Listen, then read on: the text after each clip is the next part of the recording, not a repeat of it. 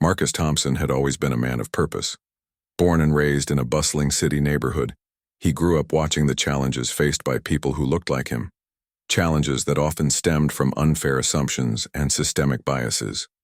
But Marcus wasn't someone to let life's obstacles define him. Instead, he used them as fuel to drive his ambition.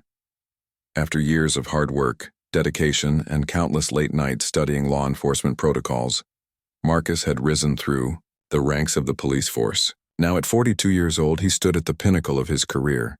He was the newly appointed police chief of Maplewood, a quiet suburban town known for its tree-lined streets and tight-knit community. Maplewood wasn't just another assignment for Marcus. It represented an opportunity, a chance to make a real difference in a place where trust between residents and law enforcement seemed fragile at best. The town had seen its share of racial tension over the years, though most folks preferred to sweep those issues under the rug rather than confront them head-on. Marcus knew this wouldn't be easy, but he believed in the power of connection. If he could build relationships with the people here, maybe he could help heal some old wounds and create a safer, more united community. The day Marcus moved into his new home, the sun shone brightly, casting golden light across his neatly trimmed front yard. It was a modest house, nothing flashy, but it felt perfect for starting fresh. Boxes were stacked high in every room, waiting to be unpacked, but Marcus didn't mind the mess. There was something comforting about settling into a new space, especially one where he hoped to raise his family someday. For now, though, it was just him, and he relished the quiet solitude after months of nonstop preparation for his new role. That evening, Marcus decided to take advantage of the crisp autumn air by firing up the grill in his backyard. He loved cooking outdoors. It reminded him of summer barbecues back home, where laughter and good food brought everyone together. As he flipped burgers and seasoned chicken thighs, the savory aroma wafted through the air, mingling with the faint scent of fallen leaves.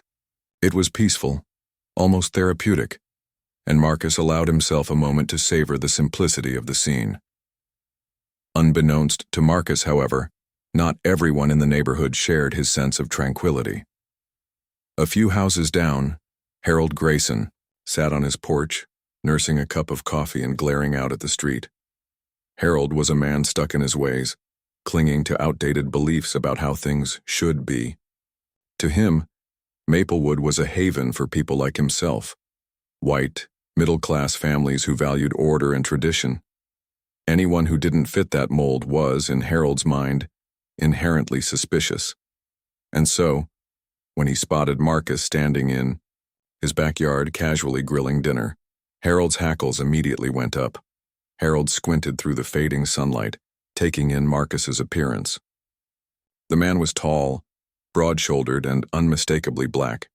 His presence alone seemed to unsettle Harold, who muttered under his breath about outsiders ruining the neighborhood. Never mind that Marcus had clearly bought the house fair and square, or that he was simply enjoying a quiet evening at home like anyone else might do. To Harold, none of that mattered. All he saw was someone who didn't belong. Fueled by his prejudice, Harold reached for his phone and dialed 911. His voice dripped with indignation as he reported a suspicious individual loitering in the backyard of the house 2 doors down. "He's big, looks dangerous," Harold said, exaggerating details to paint Marcus as a threat. "I think he's trying to break in or something." He hung up before the dispatcher could ask too many questions, satisfied that he'd done his civic duty. Little did Harold know, his actions would soon come back to haunt him in ways he couldn't have imagined. As Marcus continued flipping burgers, completely unaware of the drama unfolding behind the scenes, the first hint of trouble arrived in the form of flashing red and blue lights. 2 patrol cars pulled up outside his house, their engines rumbling softly as officers stepped out. Marcus frowned, puzzled by the sight. What could they possibly want? He hadn't even lived in the neighborhood for a full day yet. Setting down his spatula, he wiped his hands on a towel and walked toward the driveway to greet them. "Evening, officers," Marcus said warmly, offering a polite smile. "Can I help you with something?" One of the officers, a young woman named Officer Kelly, hesitated before speaking. She glanced at her partner, then back at Marcus. "Sir, We received a call about a suspicious person in this area. We're just checking things out. Marcus raised an eyebrow but kept his tone friendly. Suspicious? Well, I live here. Just moved in today, actually. Thought I'd celebrate with a little barbecue. Officer Kelly exchanged another glance with her partner, clearly uncomfortable. Finally, she asked, "Do you have any ID, sir?" Without missing a beat, Marcus retrieved his wallet and handed over his badge and identification card. The officer's eyes widened in shock as they realized they were addressing their new boss, the very man they'd been briefed about during roll call earlier that week. Their faces flushed with embarrassment. "Oh, Chief Thompson." "Officer," Kelly stammered. We had no idea. Someone called it in and we were just following protocol." Marcus chuckled lightly, putting them at ease. "No harm done. You're doing your job and I appreciate that. But next time, maybe double check before rolling out the cavalry, huh?" The officers nodded sheepishly, apologized once more, and returned to their vehicles. As they drove away, Marcus shook his head, chuckling to himself. He'd dealt with situations like this before, but it still stung a little each time. Still, he refused to let it ruin his evening. He went back to his grill, determined to enjoy his meal despite the interruption. What Marcus didn't know was that Harold Grayson was watching the entire exchange from his porch, binoculars in hand. At first, Harold smirked, convinced he'd successfully driven the intruder away. But when one of the officers walked back to Harold's house to explain the mix-up, his smug expression quickly turned to horror. The officer informed Harold that the suspicious individual he'd reported was none other than the newly appointed police chief, and now, thanks to Harold's misguided call, the whole department was aware of his prejudice. The moment Officer Kelly returned to Harold's porch, his smug grin began to falter. He had been so sure of himself when he made the call, so convinced that he was protecting the neighborhood from someone who didn't belong. But as the young officer stood before him explaining the situation, Harold's confidence crumbled like a house of cards. "Sir," Officer Kelly said firmly, her tone polite but firm, "I wanted to inform you that the individual you reported is actually our new police chief, Marcus Thompson. He moved into the house 2 doors down earlier today." Harold blinked, his jaw slackening in disbelief. "What? That can't be right," he sputtered, pointing vaguely in the direction of Marcus's house. "He doesn't look like a police chief." Officer Kelly raised an eyebrow, clearly unimpressed by Harold's reaction. "With all due respect, sir, what someone looks like has nothing to do with their qualifications or position. Chief Thompson has an exemplary record and was appointed to lead this department because of his experience and dedication. Your report caused unnecessary confusion, and we take these kinds of calls very seriously." Harold opened his mouth to protest, then closed it again. He wasn't used to being challenged, especially not by someone younger than him. His face turned red, partly from anger and partly from embarrassment. The realization that he'd picked a fight with the most powerful figure in the local police force hit him like a punch to the gut. For once, Harold found himself at a loss for words. Meanwhile, back at his house, Marcus finished cooking his dinner and sat down on his patio chair, enjoying the peaceful evening. He could still hear faint echoes of the patrol cars driving away, but he chose to focus on the positives instead of dwelling on the incident. After all, misunderstandings happen sometimes. It was part of life. What mattered more was how people responded afterward. If anything, Marcus saw this as an opportunity to connect with his neighbors and show them that he was just another person trying to make a home here. But Harold wasn't ready to let go of the matter so easily. As night fell, he paced inside, his living room, muttering to himself about how things were getting out of hand. In his mind, the arrival of Marcus and the fact that he held such authority was proof that the world was changing too quickly. Harold clung to the belief that Maplewood should remain exactly as it had always been, orderly, predictable, and free of disruption. To him, Marcus represented everything he feared, a symbol of change, diversity, and progress that he couldn't control. By morning, however, Harold's mood shifted slightly. Sleep deprivation coupled with guilt gnawed at him, leaving him restless and uneasy. Despite his stubbornness, Even Harold couldn't ignore the nagging voice in the back of his head telling him he might have overreacted. Still, pride prevented him from admitting fault outright. Instead, he decided to observe Marcus from afar, hoping to find evidence that would justify his initial suspicions. Surely there had to be something about this man that confirmed Harold's instincts. Over the next few days, Marcus continued settling into his routine. Early mornings were spent jogging around the block, getting familiar with the layout of the neighborhood while waving hello to anyone who crossed his path. During the afternoons, he worked long hours at the police station, meeting with officers, reviewing policies, and laying the groundwork for his vision of reform. And in the evenings, he often relaxed on his porch, reading books or tinkering with small projects around the house. Slowly but surely, some of the neighbors started warming up to him. Mrs. Peterson, an elderly woman who lived across the street, brought over a plate of homemade cookies one afternoon. She introduced herself shyly, explaining that she baked for every new neighbor as a way of welcoming them. Marcus thanked her warmly, inviting her to sit for a chat. They ended up talking for nearly an hour about gardening, her late husband's love for woodworking, and how much she appreciated seeing someone take care of their yard properly. Other residents followed suit.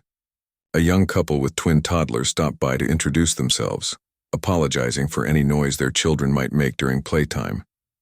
Even Mr. Daniels, a retired firefighter known for his gruff demeanor, nodded respectfully when passing Marcus on the sidewalk. Each interaction, no matter how brief, reinforced Marcus's belief that building trust took time but was worth the effort. Harold, however, remained distant.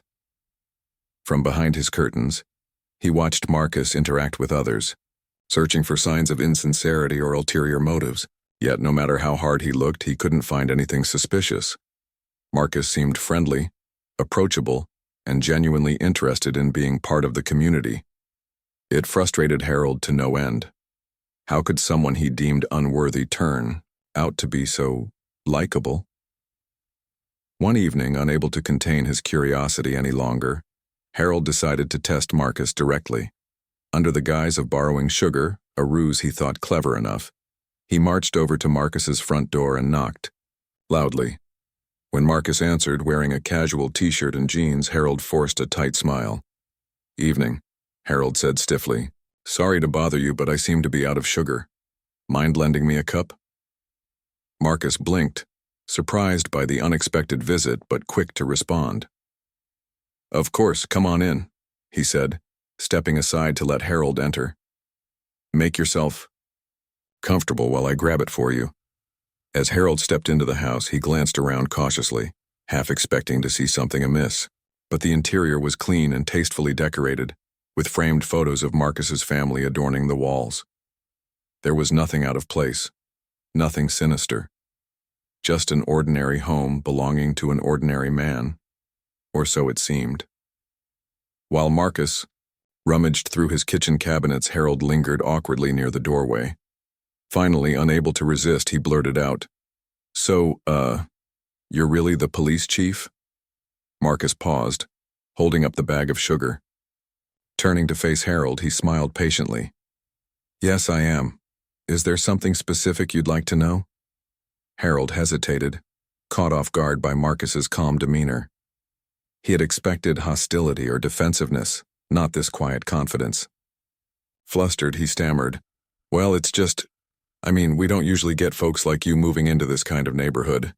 The comment hung heavy in the air, its implications clear. Marcus set the sugar down on the counter and folded his arms, studying Harold carefully. "Folks like me?" he repeated evenly. "You mean black people?" Harold flushed crimson, fumbling for words.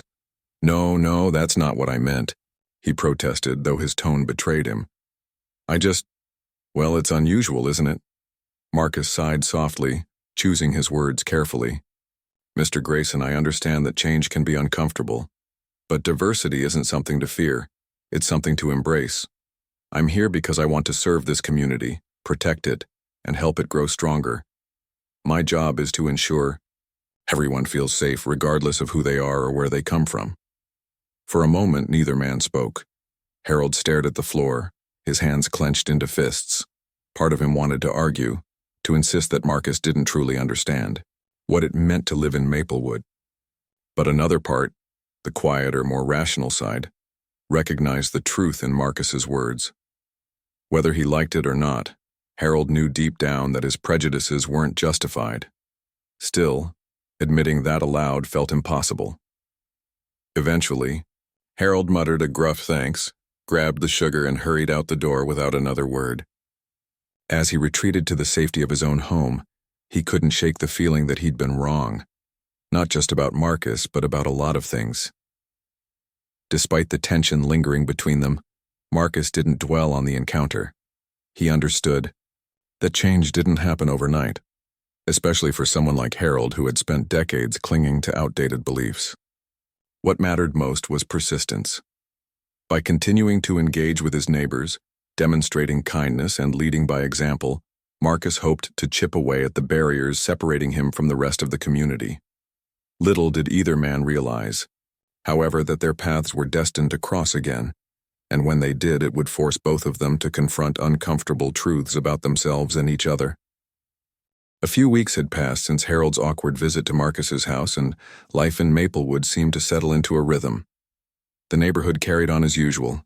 Kids played outside after school, parents exchanged pleasantries during evening walks, and the occasional car rolled down the quiet streets.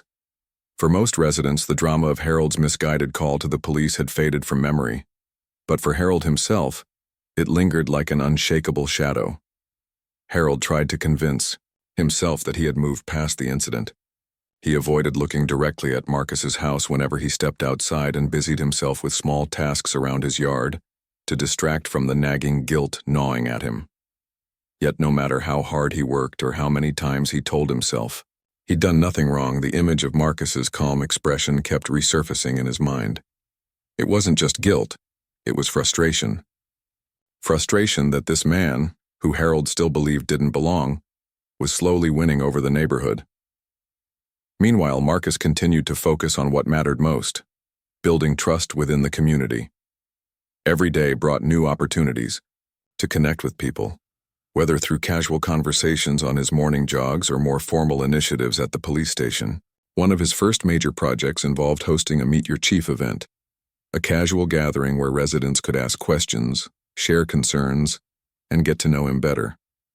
Flyers were posted around town, inviting everyone to attend. The event took place on a sunny Saturday afternoon at the local park. Tables were set up under shaded canopies offering free snacks and drinks provided by local businesses.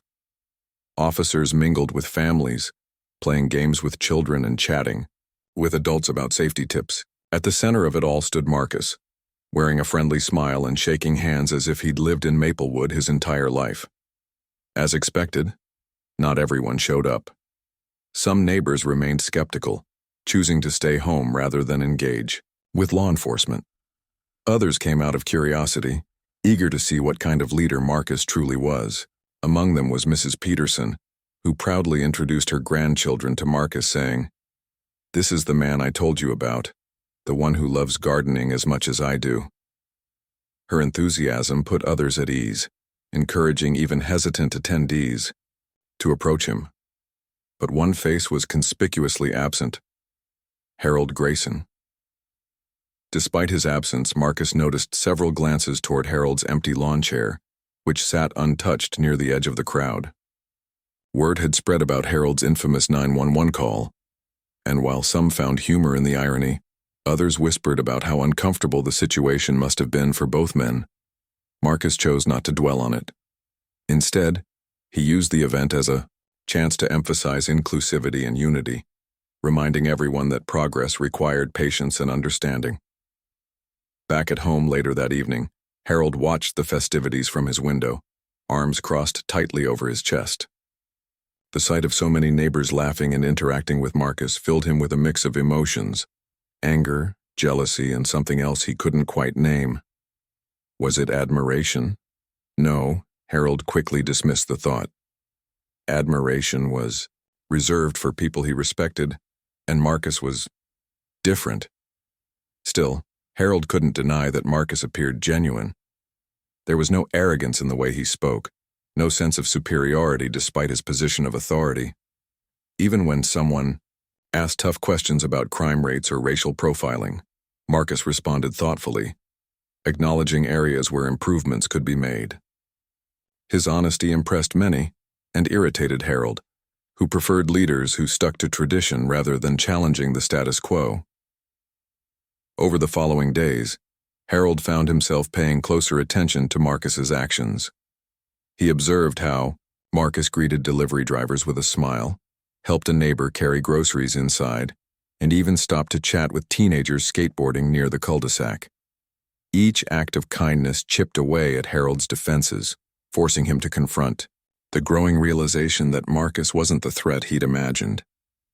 In fact, Marcus seemed determined to make Maplewood a better place, not just for himself, but for everyone. One afternoon, as Harold trimmed his hedges, Marcus happened to walk by on his daily jog. Spotting Harold, Marcus slowed to a stop, wiping sweat from his brow with a towel draped around his neck. "Hey, Mr. Grayson," he said cheerfully. "How's it going?" Caught off guard, Harold straightened up, gripping his hedge clippers tightly. "Fine," he muttered, avoiding eye contact. "Just doing some yard work." Marcus nodded, unfazed by Harold's cold tone. "Looks good. Those bushes are shaping up nicely." He paused, then added, "Listen, I know we got off on the wrong foot. I want you to know I'm here if you ever need anything.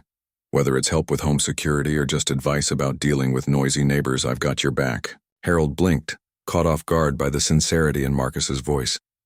For a moment he considered snapping back with a sarcastic remark, but the words caught in his throat. Instead, he simply grunted, "Thanks," before turning back to his hedges. Though the exchange was brief, it left an impression on both men. For Marcus, it was a reminder that breaking down walls required persistence and empathy, even when faced with resistance. And for Harold, it planted a seed of doubt about his own beliefs. Maybe, just maybe, he had misjudged Marcus, but admitting that aloud felt like opening a door he wasn't ready to step through. As the days turned into weeks, Marcus launched another initiative aimed at fostering stronger ties within the community. A series of workshops focused on conflict, resolution, and cultural awareness. These sessions were designed to encourage open dialogue and address underlying tensions that often went unspoken.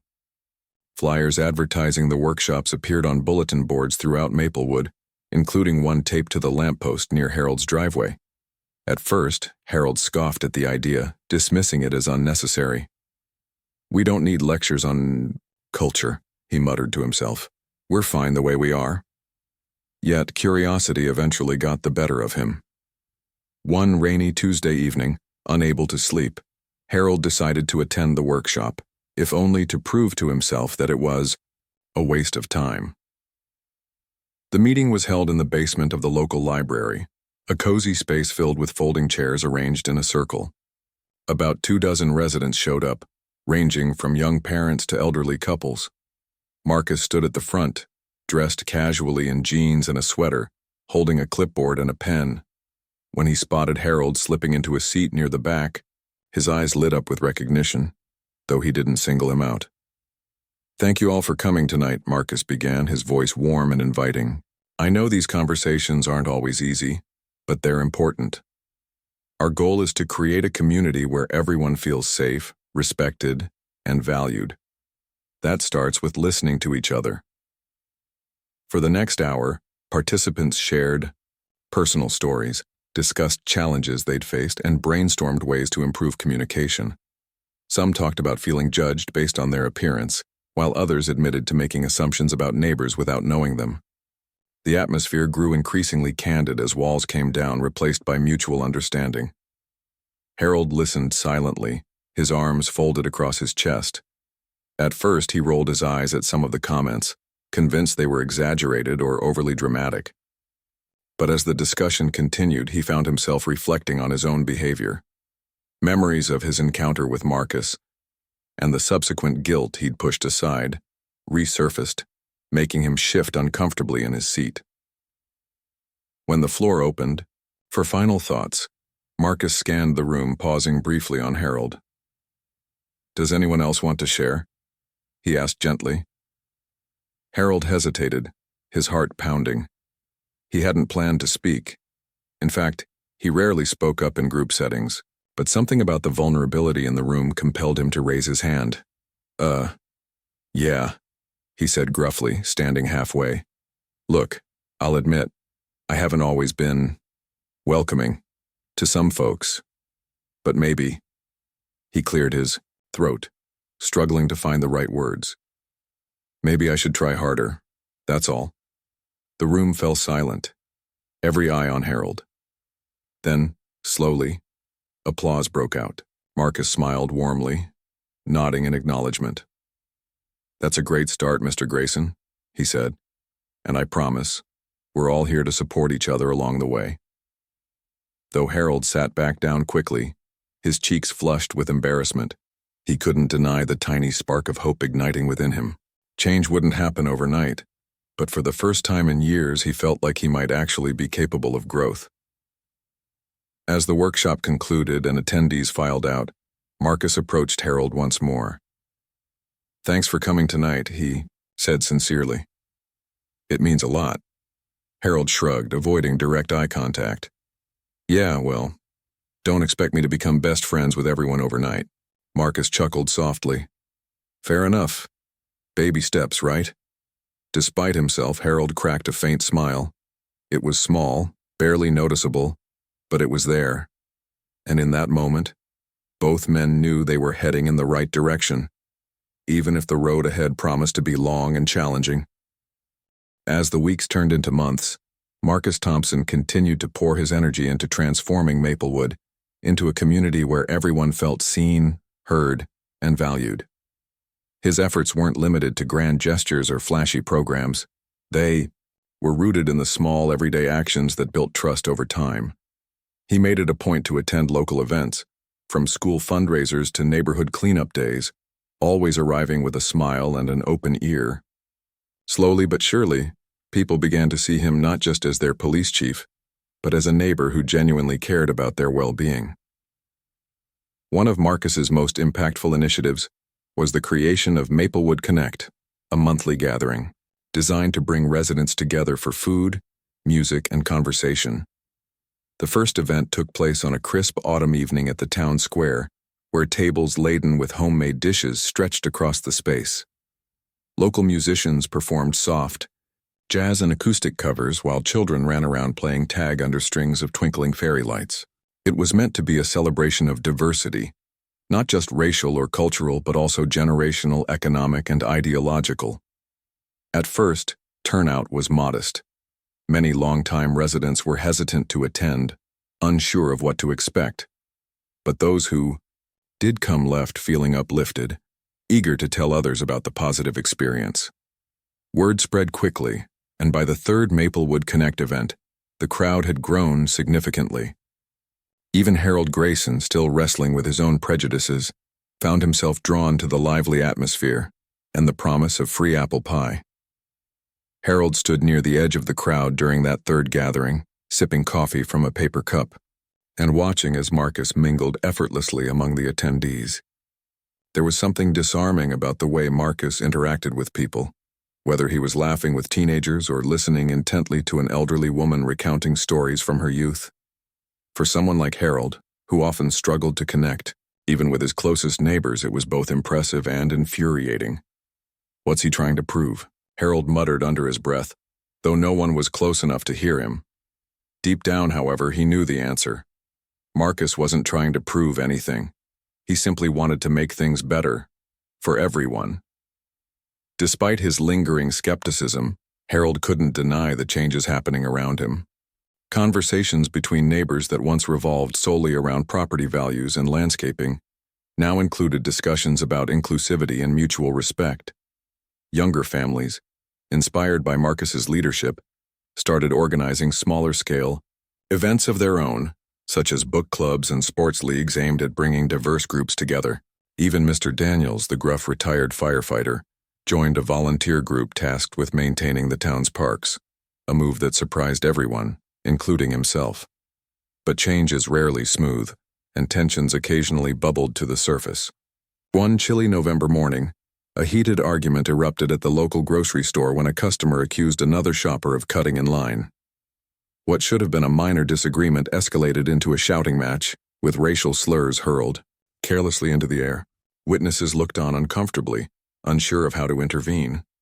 When news of the incident reached Marcus, he didn't rush to condemn or punish anyone outright. Instead, he invited both parties to meet with him privately at the police station. Sitting them down in a quiet conference room, Marcus listened patiently as they explained their perspectives. To his credit, neither side walked away completely satisfied, but both left with a clearer understanding of how misunderstandings could spiral out of control. "I'm not here to assign blame," Marcus told them firmly, yet kindly. "I'm here to remind you that we're all human and we all make mistakes. Let's focus on learning from this moment so it doesn't happen again." The story of the grocery store altercation and Marcus's measured response spread quickly through Maplewood. Some praised his restraint, while others criticized him for being too lenient. But Marcus didn't let the criticism faze him. He knew that fostering real change required patience, empathy, and a willingness to address issues head-on rather than sweeping them under the rug. Meanwhile, Harold continued to wrestle with his internal conflict. On one hand, he admired Marcus's dedication and integrity. On the other, he resented the way Marcus seemed to challenge everything Harold believed in. This tension came to a head during a town hall meeting held late in December. The purpose of the meeting was to discuss recent budget allocations for public safety initiatives, but it quickly devolved into a broader debate about the direction of the community. A vocal minority, led by Harold, argued that Maplewood's traditional values were being eroded by outsiders pushing progressive agendas. They claimed that increased focus on diversity training and community engagement detracted from more pressing concerns like road maintenance and crime prevention. Others countered that these initiatives were essential for creating a safer, more cohesive environment.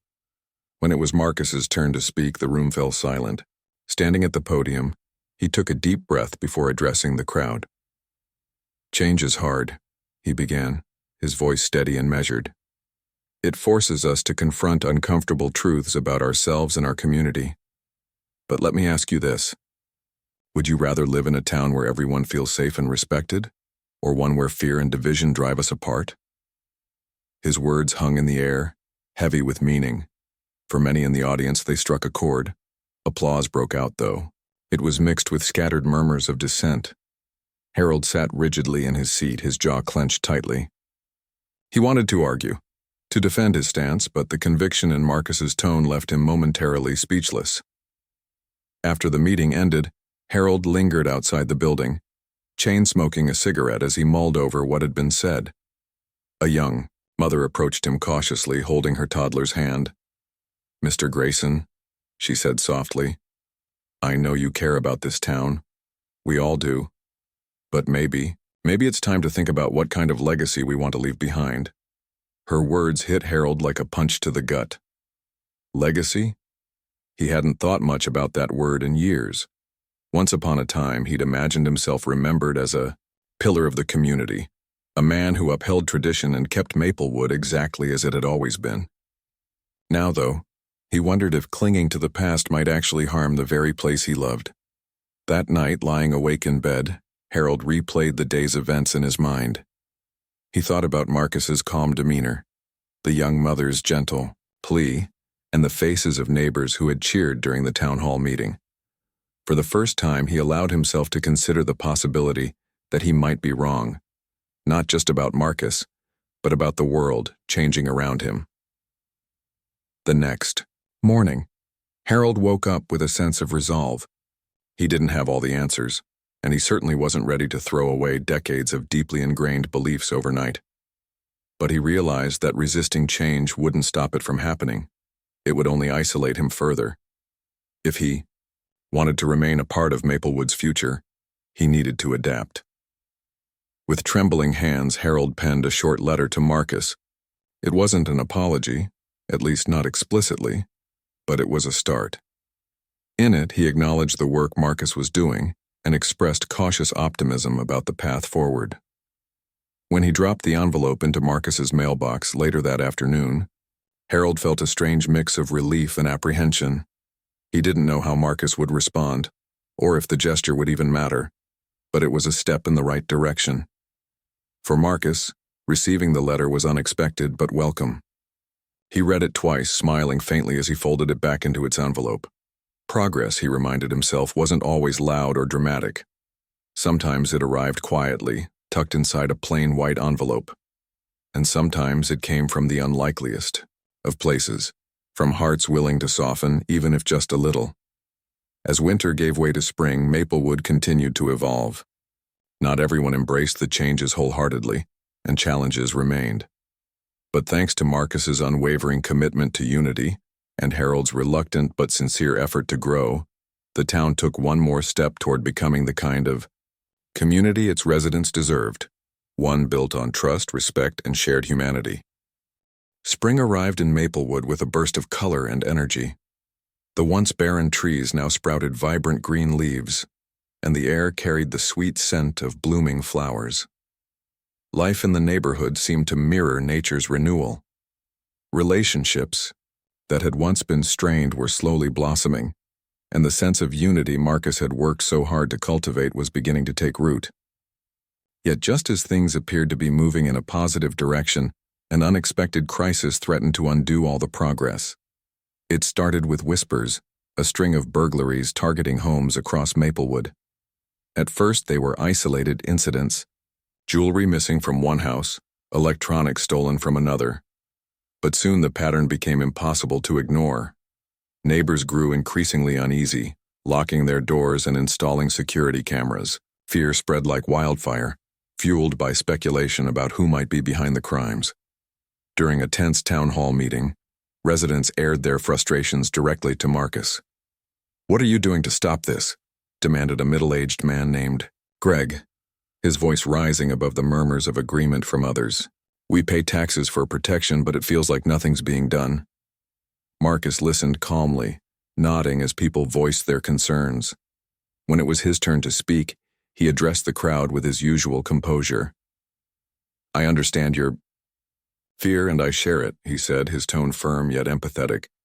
"These crimes affect us all, not just financially but emotionally. We're working around the clock to identify those responsible. But solving cases like these takes time. In the meantime, I urge everyone to stay vigilant and report anything suspicious." Though Marcus's words reassured some, others remained unconvinced. Harold, seated near the back of the room, seized the opportunity to voice his own grievances. Standing abruptly, he pointed a finger at Marcus. "Maybe if we had leadership that understood what this community needs, we wouldn't be dealing with this mess." His accusation drew gasps from the audience, followed by murmurs of support from a small faction of like-minded individuals. Marcus didn't flinch. Instead, he met Harold's gaze steadily. "Mr. Grayson, I appreciate your input, but accusations won't solve the problem. What we need right now is cooperation, not division." The room fell silent as Harold sank back into his seat, visibly flustered. Despite the tension, Marcus refused to let criticism derail him. He doubled down on efforts to catch the burglars, assigning additional patrols to high-risk areas and encouraging residents to organize neighborhood watch groups. For days, officers canvassed streets, reviewed surveillance footage, and followed leads. Progress was slow, but Marcus remained steadfast, reminding his team that persistence often paid off. Then came the breakthrough. A tip from a local teenager led investigators to a suspect, none other than Harold's teenage grandson, Ethan. It turned out that Ethan, along with two friends, had been breaking into homes late at night, stealing valuables to fund their gaming habits. When confronted with evidence, Ethan confessed, implicating his accomplices in the process. The revelation sent shockwaves through Maplewood. News of Ethan's involvement spread quickly, leaving Harold devastated and humiliated. He had spent weeks publicly criticizing Marcus only to discover that the perpetrator was someone in his own family. The irony wasn't lost on anyone. When Marcus arrived at Harold's doorstep to deliver the news personally, Harold answered the door looking pale and haggard. "Is it true?" Harold asked hoarsely, already knowing the answer. Marcus nodded solemnly. "Ethan's been arrested." "I'm sorry, Mr. Grayson. This must be incredibly difficult for you." Harold slumped against the doorframe, his pride crumbling under the weight of shame. "How am I supposed to face anyone after this?" he muttered bitterly. "Everyone will think I'm a hypocrite." Marcus placed a reassuring hand on Harold's shoulder. "You're not alone in this, Harold. Parenting isn't easy, and kids make mistakes. It happens. What matters now is how we handle it. If you'd like, I can ensure the details stay confidential while we work through this together." Harold looked up, surprised by Marcus's offer. "Why would you do that? After everything I've said, everything I've done?" His voice trailed off, heavy with regret. "Because that's what leaders and neighbors are supposed to do," Marcus replied simply. "We lift each other up even when it's hard." Over the next few days, Marcus kept his promise, handling the situation discreetly to shield Harold's family from unnecessary scrutiny. He coordinated with juvenile counselors to provide Ethan with guidance and resources, emphasizing rehabilitation over punishment. Meanwhile, Harold grappled with his emotions, torn between anger at his grandson and gratitude toward Marcus. One evening, unable to bear the isolation any longer, Harold knocked on Marcus's door. When Marcus answered, Harold hesitated, clutching a bottle of wine awkwardly in one hand. "I, brought this," he stammered, "as a thank you for what you did, for keeping Ethan's name out of the papers." Marcus smiled warmly, stepping aside to let Harold in. "You don't have to thank me, Harold. We're in this together, remember?" The two men sat in Marcus's living room sharing stories over glasses of wine. Harold opened up about his struggles raising Ethan, admitting that he'd often been too harsh or distant. Marcus listened attentively, offering advice without judgment.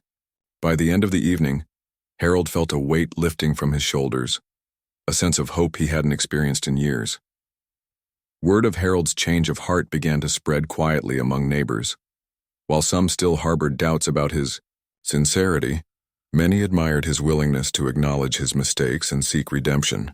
Inspired by his example, others started reflecting on their own biases and behaviors, recognizing that growth required vulnerability and courage.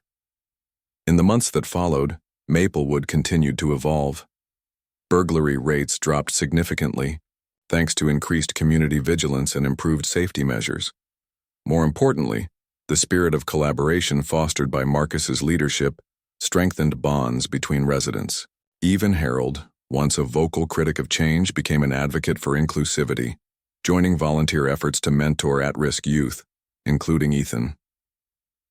Through it all, Marcus remained a steady presence, guiding the community with wisdom and compassion. He knew that challenges would always arise, that no town was immune to conflict or hardship. But he also believed in the resilience of people, in their capacity to grow and adapt when given the chance. As summer approached, bringing longer days and warmer nights, Maplewood hosted its annual block party, a tradition revived thanks to Marcus's encouragement. Families gathered in the park, sharing laughter and food beneath a canopy of stars. Children chased fireflies, while adults danced to live music played by local bands. Amid the festivities, Harold stood beside Marcus, watching the scene unfold. With a mixture of awe and gratitude. "You know," Harold said quietly, "I used to think this place needed protecting, from outsiders, from change. But now I see it differently. Maybe what we really needed was connection." Marcus clapped him on the back, smiling. "That's the heart of it, Harold. Connection. And look where it's brought us." For the first time in years, Harold allowed himself to truly relax, letting go of the bitterness that had weighed him down for so long. As fireworks lit up the night sky, casting colorful reflections on the faces of his neighbors, he realized something profound. Maplewood wasn't perfect, but it was home. And thanks to the collective effort of its residents, it was becoming a better version of itself every day. The final stretch of summer brought a sense of calm to Maplewood, as if the town itself had exhaled after months of tension and transformation. The block party marked a turning point, not just for Harold Grayson, but for the entire community. People who had once kept their distance from Marcus now greeted him warmly during morning walks or stopped to chat at the grocery store. Conversations that might have been strained before were now filled with laughter and shared stories. It was clear that something fundamental had shifted in the neighborhood. A newfound understanding, however fragile, had taken root. Harold, too, found himself changing in ways he never thought possible. For years, he had clung to his beliefs like a lifeline, convinced they were what defined him.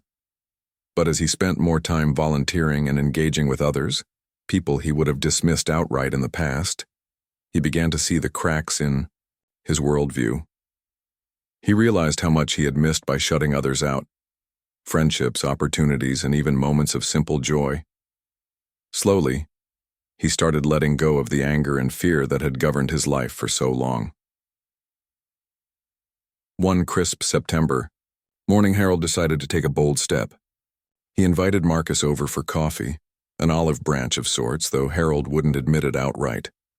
When Marcus arrived carrying a plate of homemade cookies, a thank you gift, he joked, Harold felt a flutter of nerves but pushed through them. They sat on the porch, sipping steaming mugs of coffee and watching the sun rise over the quiet street. "I've been thinking a lot lately," Harold began hesitantly, staring into his cup. About everything. About how wrong I was about you, about this neighborhood, about myself." He paused, rubbing the back of his neck. "I don't expect forgiveness, I know I don't deserve it. But I wanted to say I'm sorry. For calling the cops on you, for doubting your intentions, for all the things I said and did." Marcus nodded thoughtfully, giving Harold space to speak without interruption. When Harold finally looked up, his eyes met Marcus's steady gaze. "Thank you for saying that, Harold," Marcus said gently. "Apologies aren't easy. And I appreciate your honesty, but remember, it's not just about words, it's about action. What matters is what we do moving forward." Harold swallowed hard, nodding. "I get that. And I want to do better. Not just for me, but for this place, for Ethan too." His voice softened when he mentioned his grandson, who had begun attending counseling sessions and working part-time at a local cafe as part of his rehabilitation program. Seeing Ethan make amends and take responsibility had given Harold a renewed sense of purpose. He wanted to be someone his grandson could look up to, someone who led by example instead of judgment. As the weeks passed, Harold threw himself into becoming that person. He joined the same volunteer group Mr. Daniels had signed up for, helping maintain the parks and trails that wound through Maplewood. On weekends, he participated in youth mentorship programs, sharing stories from his own life while listening intently to the struggles of younger generations. At first, these interactions felt awkward, but over time they became natural, even enjoyable. Harold discovered that connection didn't require perfection. It simply required effort and an open heart. Meanwhile, Marcus continued to lead with empathy and integrity, always finding new ways to strengthen the bonds within the community. One initiative that gained widespread support was the creation of a neighbor-to-neighbor hotline, where residents could call for non-emergency assistance, anything from borrowing tools to asking for help shoveling snow. The program fostered a spirit of mutual aid, reminding everyone that they weren't alone in facing life's challenges.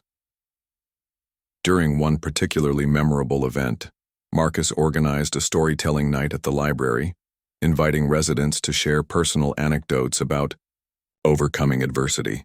People of all ages and backgrounds stood up to speak, recounting tales of loss, resilience, and triumph.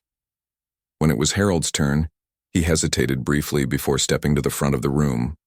Clearing his throat, he began to talk about his journey, the prejudices he'd harbored, the mistakes he'd made, and the lessons he'd learned along the way. By the time he finished, the room erupted in applause, not because his story was perfect, but because it was real. Afterward, several neighbors approached Harold to thank him for his courage. Even Mrs. Peterson, who had initially distrusted him, patted his arm affectionately. "You're doing good work, Harold," she said with a smile. "We're proud of you." For Harold, those words carried immense weight. They reminded him that growth wasn't a solitary endeavor. It was something nurtured by the support and encouragement of others. And though he still stumbled occasionally, reverting to old habits or grappling with lingering doubts, he no longer allowed those missteps to define him. Instead, he viewed them as opportunities to learn and improve. By the end of the year, Maplewood had transformed in subtle yet profound ways. The streets buzzed with activity as neighbors worked side by side on community projects. Children played freely in the parks knowing they were safe. And at the center of it all stood Marcus Thompson, not as a distant authority figure but as a friend, a leader, and a catalyst for change. On New Year's Eve, the town gathered once again at the park for a celebration. Fireworks lit up the sky, casting shimmering reflections on the faces of those below. As the clock struck midnight, Marcus raised a glass in a toast. "To Maplewood," he said, his voice carrying across the crowd. "To the challenges we've faced, the progress we've made, and the future we'll build together." Cheers erupted, echoing through the chilly air. Harold stood beside Marcus, raising his own glass. For the first time in years, he felt truly hopeful, not just for himself but for the community he called home. Change hadn't come easily, and it certainly hadn't been painless, but it had been worth it.